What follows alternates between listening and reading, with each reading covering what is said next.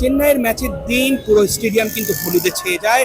সবাই মাঠে আসেন ধোনির জার্সি পরে, এবং ধোনির জার্সি কিন্তু সব থেকে বেশি বিক্রি হয়। তার মধ্যেই ব্যতিক্রম কিন্তু দেখা যায় দুইজনকে মোস্তাফিজুরের জার্সি গায়ে দিয়ে স্টেডিয়ামে খেলা দেখতে আসতে।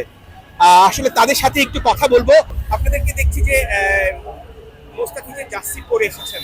মুস্তাফি আমার ভারতে ত্রিপুরাতে বাড়ি, বাংলাদেশে। মুস্তাফি বাঙালি ছেলে, আমিও বাঙালি। মুস্তাফি খুব ভালো পারফরমেন্স করছে আইপিএল এ, একদম সাপোর্ট করছি ওকে। বাংলাদেশের একটা ছেলে ওঠার জন্য, চেন্নাই টিমে ভালো খেলছে, এই কারণে বাংলাদেশের মুস্তাফিকে আমি সাপোর্ট করছি। আমাদের পার্শ্ববর্তী দেশ বাংলাদেশ, মুস্তাফিজ এবার আইপিএল অনেক ভালো পারফরমেন্স দেখাচ্ছে। আমিও বাংলা বলে মুস্তাফিজে বাঙালি ছেলে, ওই জন্য মুস্তাফিজকে সাপোর্ট করা, মুস্তাফিজের প্রতি ভালো লাগা তৈরি হওয়া, এই জন্যই মুস্তাফিজের জার্সি পরা। কি মনে হয় পাঞ্জাবের সঙ্গে ম্যাচটা কি কিরকম করবে মুস্তাফিজ? হ্যাঁ, আশা করি ইনশাল্লাহ মুস্তাফিজ ভালো পারফরমেন্স করবে, অনেক 4-5টা উইকেট আজকেও নিয়ে নেবে, এরকম আশা করি। মুস্তাফিজের জার্সি পরে আসার কারণ কি? শুধুমাত্র ত্রিপুরা বাংলাদেশের পাশে, বাংলায় কথা বলে সেই কারণেই? এই কারণে মুস্তাফি বাংলা কথা বলছে, এই কারণে বাংলাদেশে ভালো খেলা, ভালো বলার, এই কারণে उसको সাপোর্ট করি।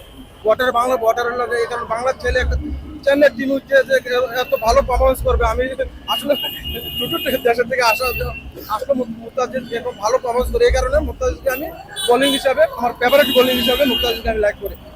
অবশ্যই এটাই কিন্তু এই মুহূর্তে চেন্নাইয়ের চিত্র।